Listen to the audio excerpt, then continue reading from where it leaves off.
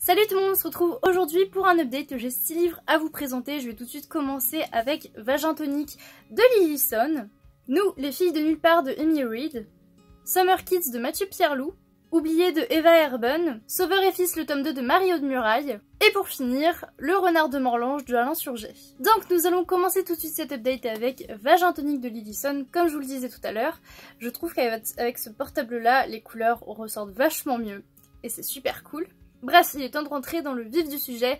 J'ai découvert ce livre-là à la FNAC, et voilà, je l'ai un petit peu feuilleté. Ce qui m'a attiré, c'est forcément la couverture vert fluo. Donc je suis allée voir, j'ai tourné un petit peu les pages, j'ai trouvé que c'était super joli, super intéressant, c'était coloré, c'était Pepsi, il y avait beaucoup de vie dans ce livre-là, et du coup je me suis dit, c'est pas du tout mon genre de lecture, mais est-ce que je serais prête à l'acheter? Oui. Donc dans ce livre-là, on va parler de grossesse, de contraception, de règles, d'anatomie. On va aussi s'intéresser à la sexualité, comment ça se passait avant notre époque, les découvertes et tout ça. On va aussi s'intéresser à l'IVG. Enfin, il y a vraiment beaucoup de thèmes dans ce livre-là. C'est très large. Il y a beaucoup de choses qui sont abordées, donc voilà. Alors déjà, ce qui m'a beaucoup plu dans ce livre-là, c'est que dès les premières pages, j'ai commencé à apprendre des choses. Et à partir du moment où j'apprends des choses dès le début et jusqu'à la fin du livre, pour moi ça veut dire que c'est un très bon livre, que le travail a été vraiment bien réalisé. Et je suis vraiment très contente de l'avoir lu parce que je me rends compte que ça vaut pas que pour moi, hein, ça vaut pour beaucoup de personnes. Au final, il y a beaucoup de choses qu'on ne sait pas sur le vagin, sur la contraception et tout ça, enfin sur ce thème très vaste. Il y a vraiment énormément de choses qu'on ne connaît pas. Et j'ai rattrapé mon retard du coup avec ce livre-là et c'était super enrichissant. De plus, dans ce livre-là, il y a souvent des exemples ou des anecdotes ou des petites illustrations humoristiques. Du coup, ça agrémente vraiment très bien la lecture. C'est pas du tout lourd, c'est pas du tout chiant, c'est super bien dosé, donc c'est ultra cool. Donc je vais vous montrer quand même quelques petites illustrations pour vous faire une petite idée.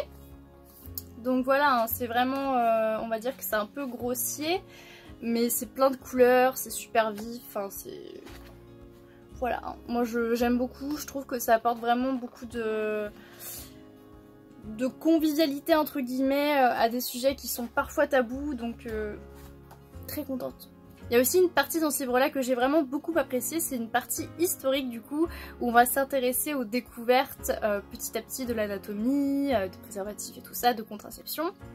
Et aussi, par exemple, comment étaient faits les préservatifs avant, il y a quelques siècles. C'est super intéressant, moi j'aime beaucoup ce type d'anecdote, voilà. Je suis contente. Alors comme ça on pourrait se dire oui c'est un livre pour les filles, mais pas du tout, hein. C'est un livre qui est grand public, hein. Si vous êtes un homme vous pouvez très bien le lire. Donc voilà, franchement je suis super heureuse d'avoir lu ce livre, je peux vous garantir qu'il va rester extrêmement longtemps dans ma bibliothèque. Il est juste magnifique visuellement et le contenu c'est pareil, hein. C'est super, c'est du super bon travail.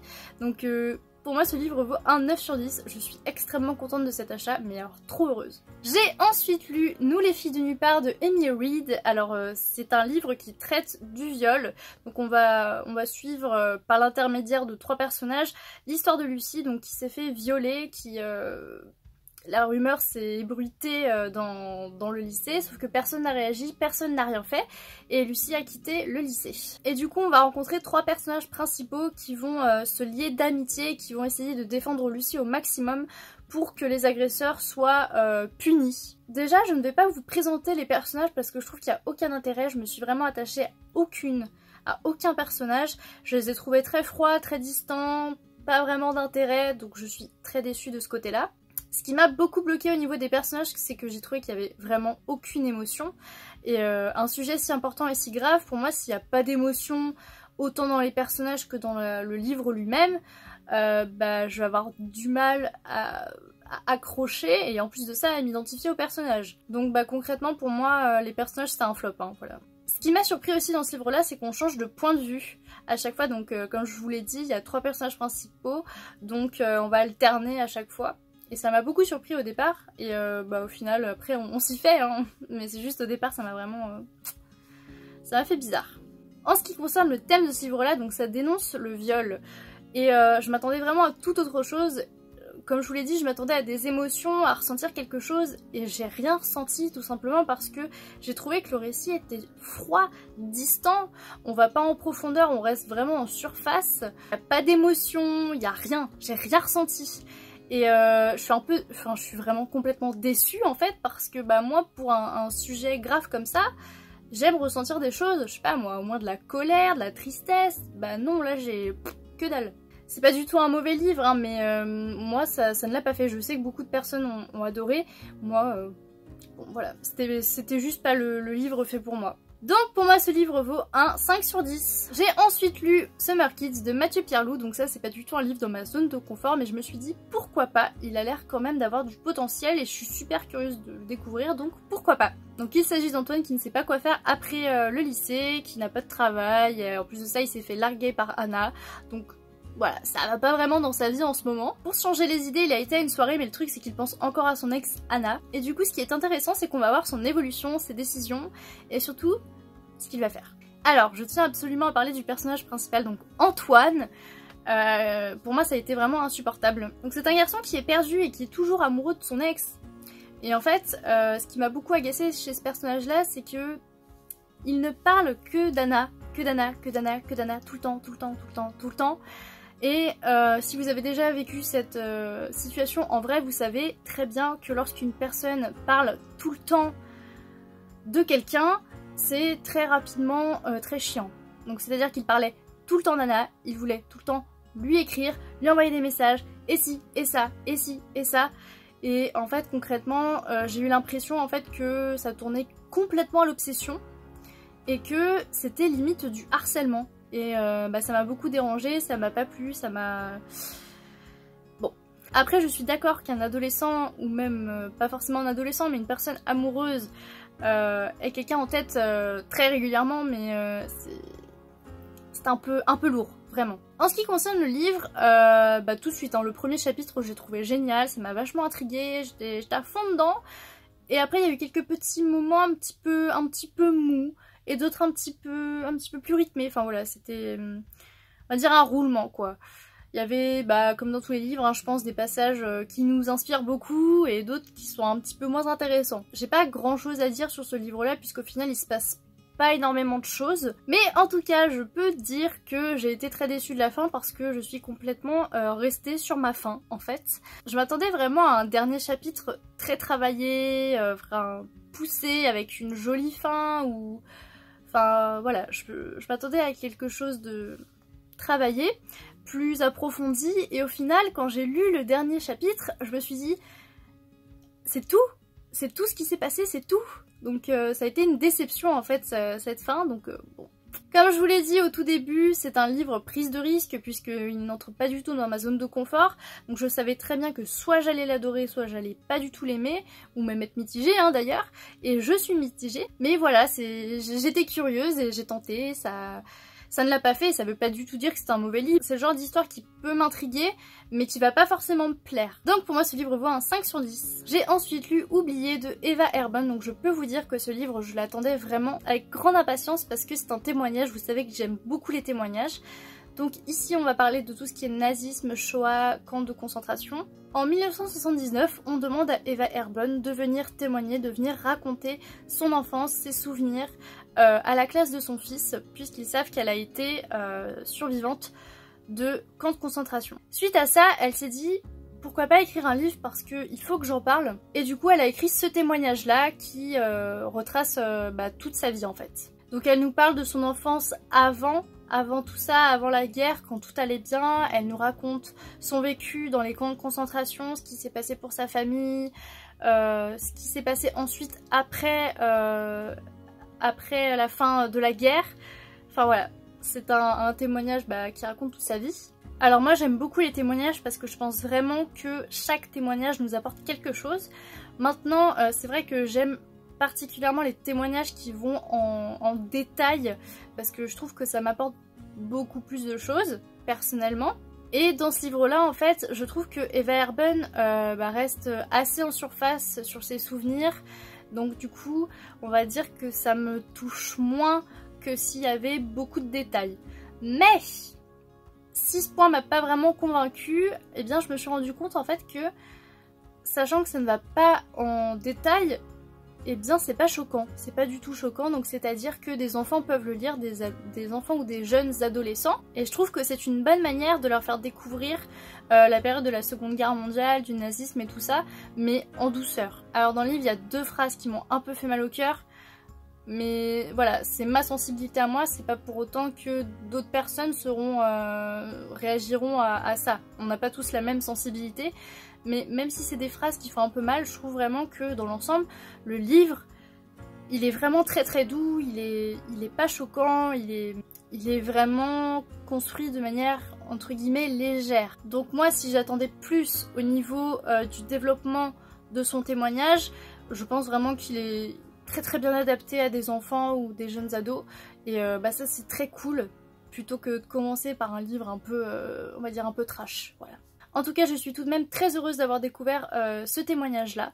Je vous le recommande, bien entendu. Et pour moi, ce livre vaut un 6 sur 10. J'ai ensuite réussi à lire un second tome. Il s'agit de Sauveur et Fils de Marie-Aude Muraille. On est exactement dans le même univers. On a toujours Sauveur qui est psychologue clinicien, qui s'occupe de ses patients. Lazare, son fils, qui vit sa petite vie. Et les patients, parce qu'on suit aussi les patients, bien entendu. Donc voilà, on est toujours dans cet univers-là. Alors, au niveau des personnages, je pense toujours la même chose de Sauveur, qui est très gentil, très mignon. Voilà, c'est un bon personnage, un bon psychologue.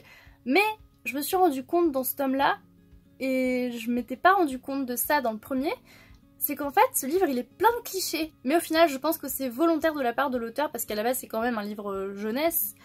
Donc, je pense que c'est pour ça. Au niveau des personnages, il y a quelqu'un qui m'a... Je commence à m'attacher à elle, je ne vous dirai pas le nom parce que j'ai peur de vous spoiler, mais en tout cas j'espère sincèrement qu'elle sera plus approfondie dans les prochains tomes, parce que je pense vraiment que c'est un personnage qui mérite qu'on l'exploite beaucoup plus, parce que ça a l'air intéressant. Le petit point noir, c'est les patients. Alors les patients, ils sont tous très différents, hein, ils ont tous une histoire et des soucis personnels différents, mais ce qui me dérange moi, c'est que c'est vraiment exagéré. C'est tiré par les cheveux, mais vraiment énormément, et encore une fois, je pense que c'est totalement volontaire de la part de l'auteur, puisque c'est un livre spécialement adressé à la jeunesse. Ce qui m'inquiète aussi un petit peu, c'est que j'ai peur que ce soit très répétitif, parce que j'ai vu quand même quelques... Même si l'histoire en elle-même n'est pas la même que le premier tome, j'ai quand même eu l'impression de suivre entre guillemets un peu le même cycle. Donc j'ai peur que ce soit répétitif durant toute la saga. Donc j'attends, on va dire, de la surprise dans le tome 3 et 4, quoi. Il y avait une grosse surprise à la fin du tome 1. Le tome 2, il y a eu une mini surprise, donc j'attends beaucoup de la suite, quoi. Ce que j'aime aussi beaucoup, c'est l'atmosphère que je trouve très conviviale. Ça a beau parler de psychologues, de problèmes, de sujets graves et tout ça, c'est super convivial, quoi. C'est plein de bonne humeur. Déjà on peut voir à la couverture que ça amène de la bonne humeur. Enfin voilà, c'est super convivial, c'est super joyeux et ça fait plaisir. Donc c'est une saga que je vais me réserver uniquement quand j'aurai la tête blindée, que j'en aurai marre, que j'aurai besoin d'un petit truc léger ou d'une lecture, une lecture douce entre 2 tomes. Enfin voilà, c'est vraiment pour moi le genre de lecture qu'il faut lire quand ça va pas, ou quand t'as besoin de te vider la tête, de penser à rien. Je pense que c'est vraiment typiquement le genre de livre qu'il faut lire à ce moment-là. Pour conclure, je l'ai moins aimé que le premier, mais il reste quand même très bon, et pour moi il vaut un 7 sur 10. Pour finir, j'ai lu Le Renard de Montlange de Alain Surget, donc c'est un livre que j'ai déjà lu lorsque j'avais 14 ans, je crois. Aujourd'hui j'en ai 22, donc il s'est passé un grand laps de temps. Je savais très bien que j'aurais sûrement pas le même avis qu'à mes 14 ans. À mes 14 ans, je l'ai adoré, adoré, adoré, adoré. Forcément, à 22 ans, mes attentes sont plus les mêmes. Donc on va suivre le comte de Morlange, qui est quelqu'un d'immonde, de méchant, de cruel, tous les adjectifs péjoratifs que vous voulez. Et un jour, il croise la route d'un vieillard qui lui dit que s'il ne change pas, s'il ne devient pas gentil, eh bien il sera transformé en renard les jours de pleine lune. Enfin les nuits de pleine lune. Et c'est exactement ce qui se produit, et du coup, à force d'être transformé en renard, petit à petit il va y avoir une prise de conscience. Je pense que ça a fait ça à beaucoup de personnes, mais moi le conte me rappelle La Bête, dans La Belle et la Bête, parce que c'est un peu pareil, on est sur Prince Comte, qui est méchant, qui est cruel, qui se fait transformer parce que justement il est pas sympa, il est méchant, il est horrible. Ça me rappelle beaucoup La Bête. Moi qui adore le personnage de La Bête, bah, je me suis pas du tout, on va dire, attachée à ce personnage-là, donc le Colombe de Morlange. Je vous expliquerai pourquoi après. En revanche, lorsqu'il est en aspect de renard, en forme de renard, enfin en renard tout simplement, là il y a quelques petits moments où je m'attachais un petit peu à lui parce que ah bah il y a une prise de conscience, ah on va vers quelque chose de meilleur, voilà. Et aussi lorsqu'il est en forme de renard, il y a cet aspect de survie qui était plutôt sympa. Maintenant j'ai eu beaucoup de mal à rentrer dans l'histoire, tout simplement parce que le langage est soutenu et que bah c'est pas toujours simple, voilà, hein, de rentrer vraiment à fond dans l'histoire avec ce type de langage. Voilà, moi ça a été compliqué. Donc ça m'a mis une barrière au début, j'ai pas compris ce que j'ai vu, mais ensuite habituation, donc ça allait mieux. Mais à 22 ans j'ai eu du mal à rentrer dans l'histoire, du coup je me demande comment j'ai réussi à lire ce livre-là à 14 ans. Mais enfin bref, donc je suis assez mitigée de ce que j'ai lu parce que je trouve que ça manquait un petit peu d'action, que bah, c'était pas forcément mon univers, que bah, le langage ça m'a un peu chafouiné. En tout cas je suis sûre et certaine qu'il plaira beaucoup aux amateurs d'histoire, parce que concrètement ça se passe pas à notre époque, et que bah, vu que c'est un langage soutenu, il y a beaucoup de termes d'avant. Donc ça peut vraiment plaire aux amateurs d'histoire ou aux amateurs de métamorphose. Voilà. Donc pour moi ce livre vaut un 5 sur 10. J'espère que cette vidéo vous a plu, je vous fais plein de gros bisous, salut!